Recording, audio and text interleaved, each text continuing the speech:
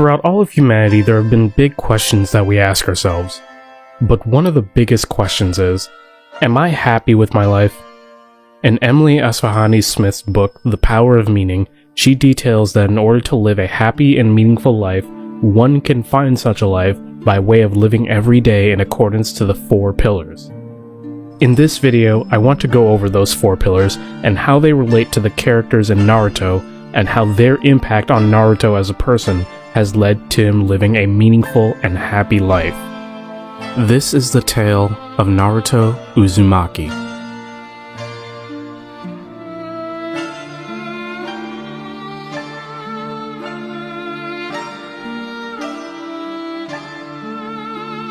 Naruto Uzumaki, the orphan child of the 4th Hokage and the former Nine-Tails Jinchuriki. He had a rough childhood, to say the least.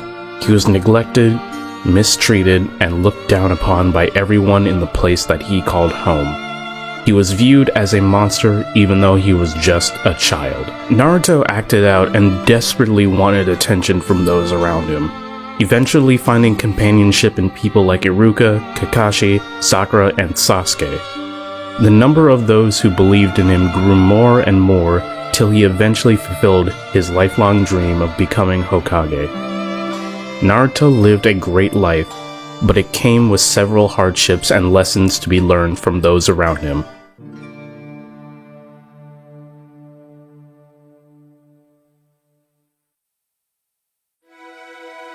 In the book The Power of Meaning, the 4 pillars are listed as such: belonging, being appreciated for who we are; purpose, our ability to make a difference; storytelling, the narrative that we create for ourselves; and transcendence, the ability to look beyond. After rewatching Naruto, I noticed that there are many characters in Naruto's life that distinctly embody these pillars, both in their own life and how they affected Naruto as a person. Starting with belonging, there are many characters that accepted Naruto for who he really is, not as the Nine-Tails, but as Naruto Uzumaki, a shinobi of the leaf.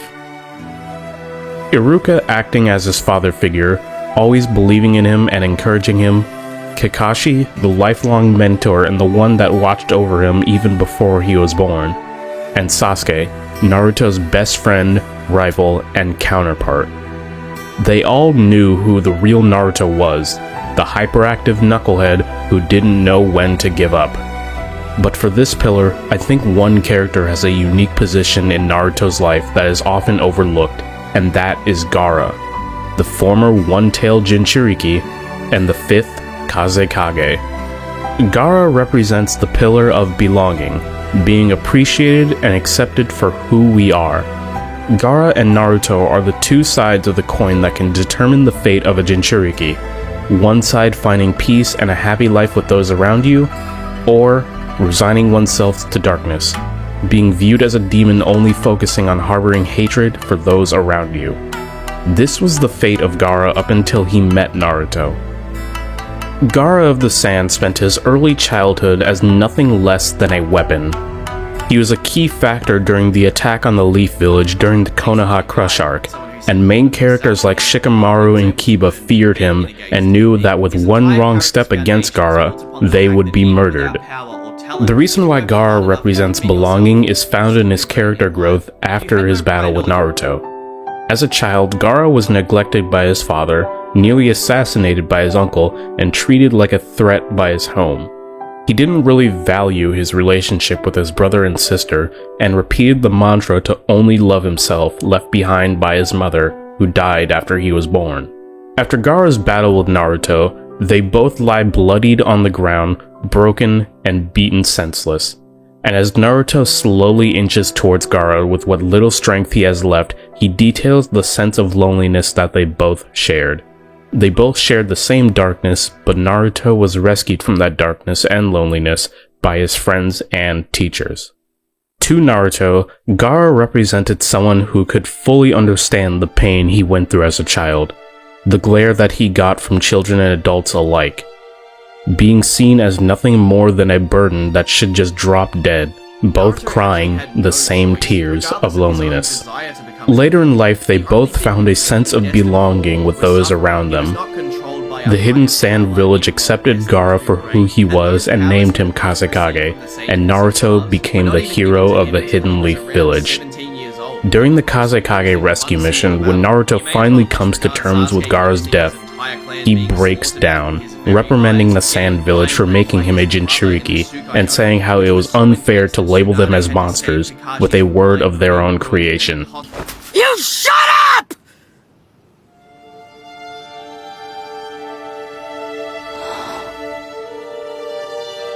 Just shut up! If all of you Sen Shinobi hadn't put a monster inside of Gaara, then none of this would have ever happened to him! Did you ever even consider how Gaara felt? Did you ever even ask?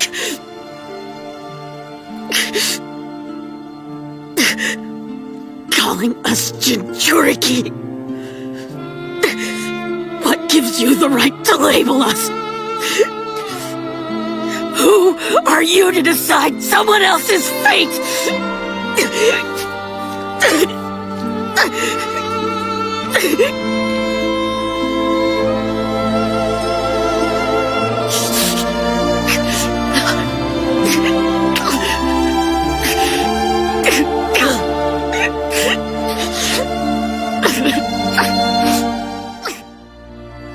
Naruto sheds tears for the only person in the world that could begin to comprehend the sadness and suffering he endured as a child.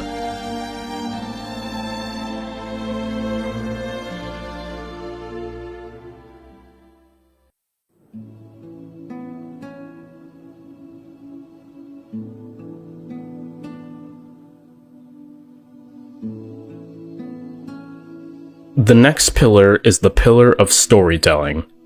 The story that one tells about themselves and how they choose to tell it.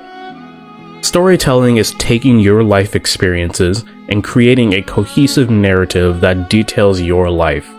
You can be someone who wasted their whole life doing nothing till they found something to keep them busy, or you could be someone who was lost until they found something in life that made it worth living and kept them moving forward.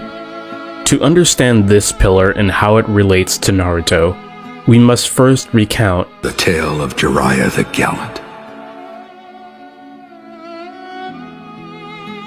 Jiraiya was a pervert, but first and foremost, he was one of the greatest ninja of the Shinobi world, one of the legendary Sannin and the Toad Sage of Mount Myoboku. The tale of Jiraiya was known worldwide, though most know him because of Makeout Paradise.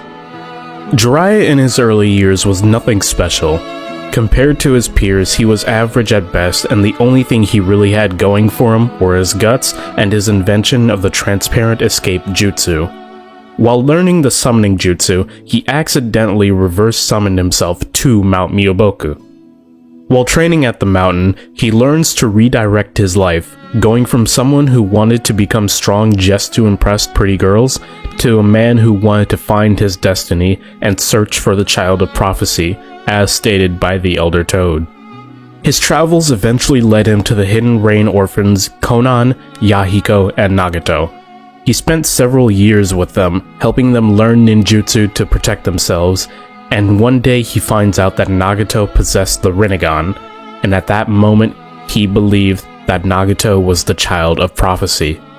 Years later, Jiraiya finds out that the three orphans that once called him master had died during the Third Great Ninja War. Jiraiya continues on with his search and is eventually led to Naruto Uzumaki. The name was given to Naruto by the late 4th Hokage after the main character of Jiraiya's book, Tales of a Gutsy Ninja. He becomes his mentor and begins to train Naruto, the legacy of Minato. Jiraiya, the pillar of storytelling, taught Naruto to choose his own fate and the will to continue on his and Minato's legacy through both the Rasengan and his goal for the future, to deal with the cycle of hatred in the world. Jiraiya could have stayed the perverted loser he used to be, but he chose to tell his own story. The tale of Jiraiya the Gallant.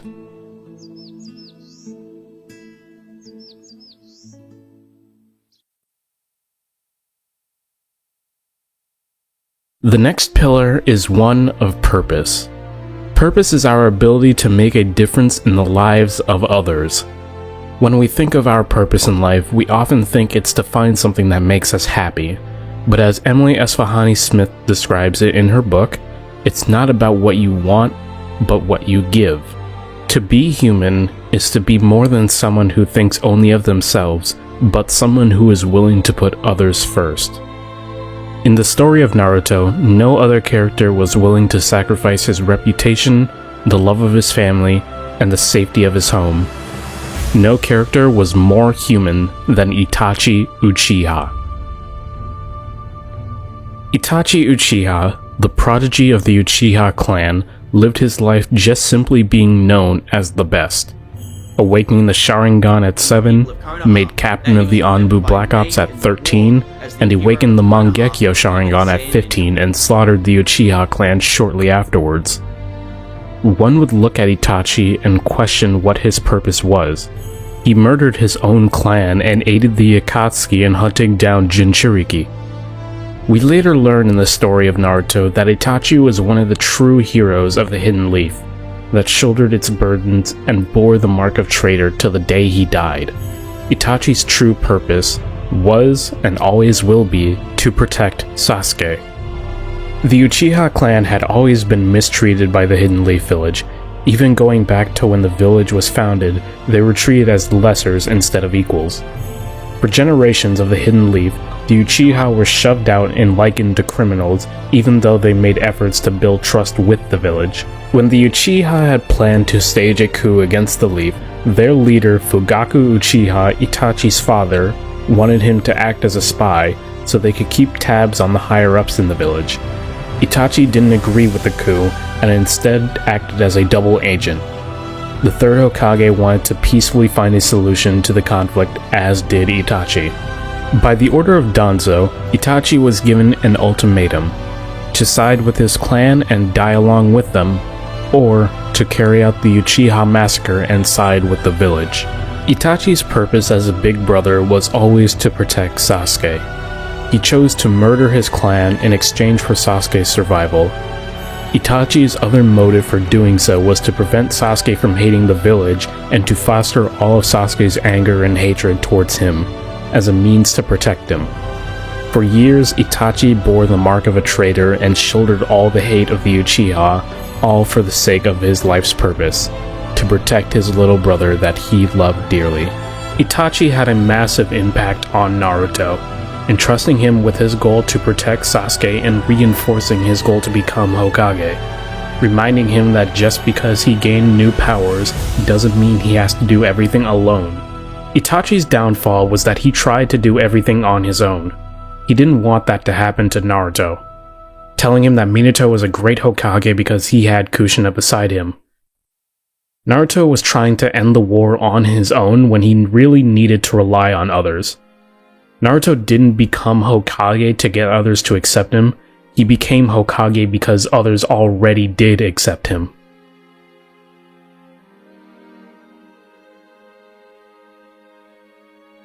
The final pillar is one of transcendence, our ability to look beyond ourselves.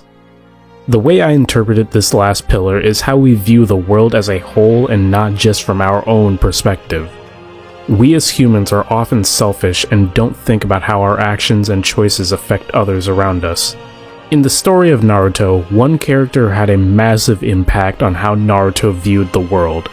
That person was the former student of Jiraiya, Nagato Uzumaki, and his 6 paths of pain. Nagato is a child of war.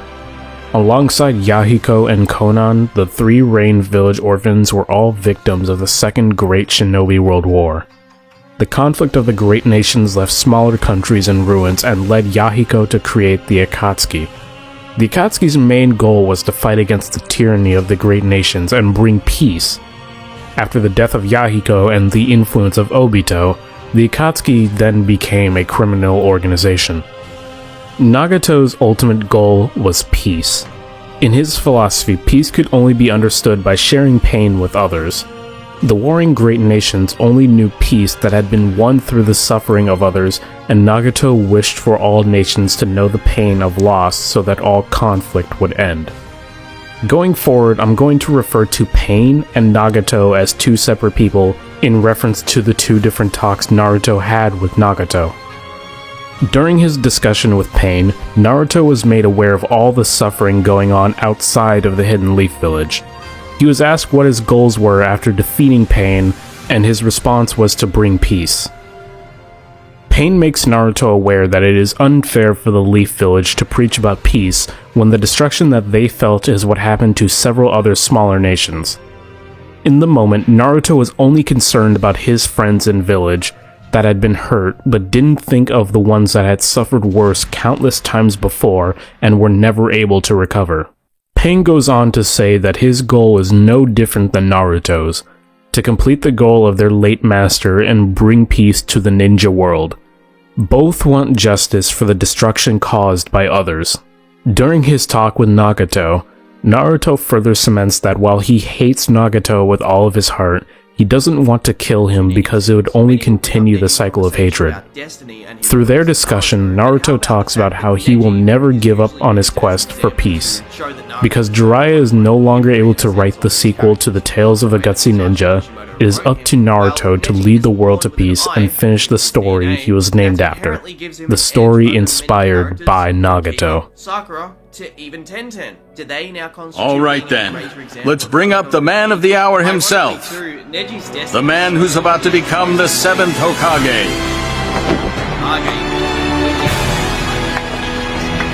The man you all know. Naruto Uzumaki. That he was remembered by name in the war as the hero of Konoha from even Sand Ninja. Hey, thanks for watching my video. I wanted to talk about Naruto as a character and the people that affected him in his life a little bit because they often go overlooked. I know I missed other characters like the 3rd Hokage and Haku, but I wanted to give a spotlight to some characters I think had a larger impact on Naruto. Leave a like down below and comment what your favorite character in Naruto is, or your thoughts on my analysis. I'll see you guys in the next one. Have a great day.